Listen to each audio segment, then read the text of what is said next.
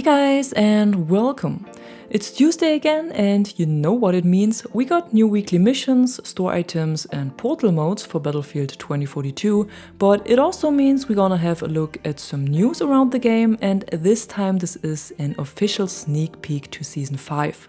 I had quickly shared this in one of my last community posts here on YouTube, but as they usually don't reach as many people as a video, I thought we're gonna have a look at it again. So last Friday, the Battlefield Twitter account posted a few changes we can expect to see with the next season, and one point of this was the further development of vault weapons.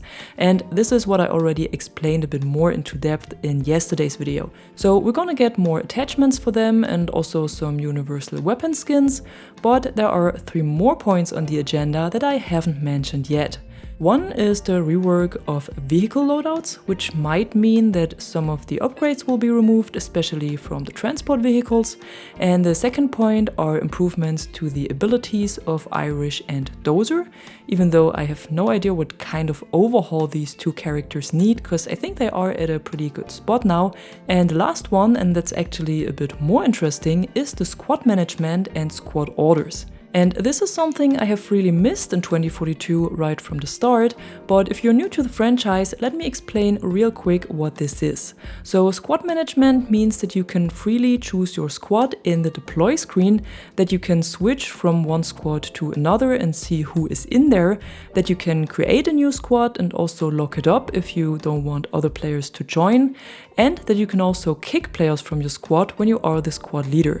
I think Battlefield 1 had a very good system here with a nice UI, but squad management in general was available in all titles so far. And that's also why players keep asking for it since release. Squad orders, on the other hand, could be 2 different things. One option might be several XP events that get triggered for giving orders as squad leader and then for completing orders like capturing or defending an objective as a squad member, which was also part of former titles and added a lot to the squad play, but it might also mean that we will see reinforcements returning to the Battlefield franchise, similar to the V1 rocket or the airstrike we had in Battlefield 5. These could be called in by the squad leader once the squad had earned a specific amount of points, for example by playing the objective, and this would also fit to a leak that Temporal had made quite a while ago, where he had found data for so-called squad contracts in the game files. But this is just guessing here. The XP events for giving and completing orders are very likely, but the squad contracts might be a scrapped idea. Maybe not, let's see. During the month of May, however, we will get more details about all of these points from the developers, starting with a blog post this week and another podcast next Monday. And we might also have another Easter egg later this month. So it looks like there are very busy and exciting times ahead of us when it comes to 2042, and I will of course keep you updated on all of this. But for now, that was it for the news. Let's have a look at everything we got with the new week, starting with the playlists and modes. Over in Conquest, you can find the Conquest 64 playlist again, so a smaller version of the mode for everyone who doesn't like the 128 player chaos, but that's actually the only special playlist for this week, cause there's nothing new for Breakthrough, Rush or TDM, and that's a bit odd since we usually have 2 playlists that differ from the default modes. Over on Portal, however, the Battlefield World Tour has returned, which is a mix of 64-player Rush and Conquest, played on different maps of all available eras with their respective soldiers and weapons. And Conquest of Ages is also a returning mode, but here you only play Conquest and it's limited to the Portal eras and doesn't include any 2042 maps. Still, it's pretty strange that we received 2 modes that are so similar in 1 week, but maybe they're all just busy creating the next season for us and no one was double checking the modes. Anyways, over in the item store we got 2 new bundles this time, and the first one is called Caretaker, costs 1750 Battlefield coins and comes with a legendary specialist set for Falk that was also data mined by Applebox just a few days ago, a legendary vehicle skin for the CAV Brawler, a weapon skin for the RM68, a player card background and an XP boost. The other bundle is called Overpowered, also costs 1750 coins and includes a legendary set for Boris that seems to be an addition to the unlockable Battle Pass cosmetics, then a vehicle skin for the Bolte and weapon skins for the AC-42 and K-30 with a similar color scheme and pattern, and a player card background.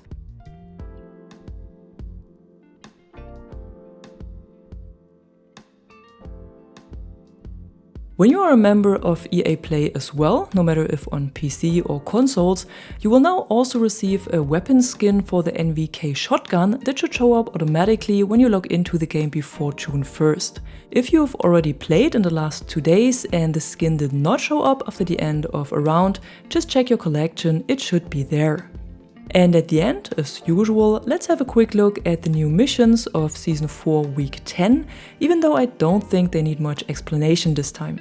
In the first section you have to kill 3 enemies, play 1 round of Conquest and revive, heal or resupply 5 squad mates.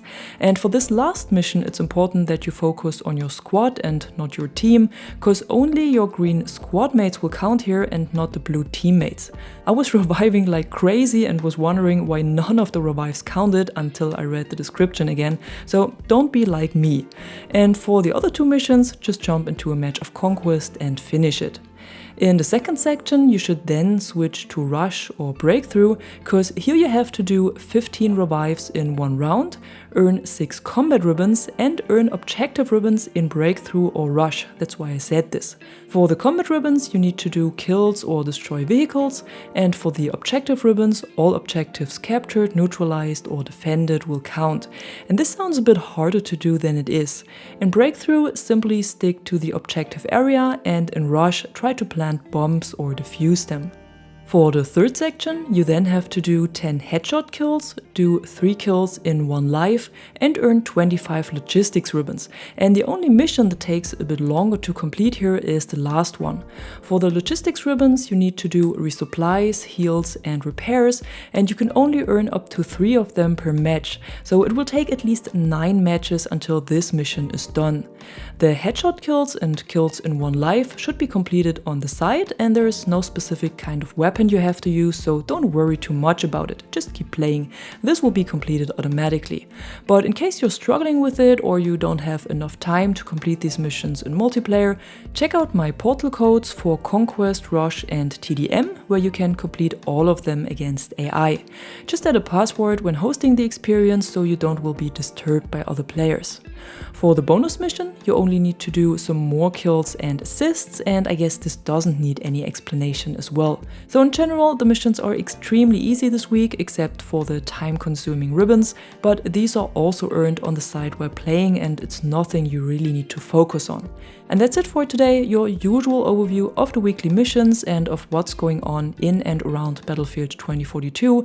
And if you enjoyed this video, don't forget to drop a like or a comment below and subscribe to the channel for more content like this. Until then, thanks for watching and thanks to my members for the additional support. I'm the Catwoman and you are awesome.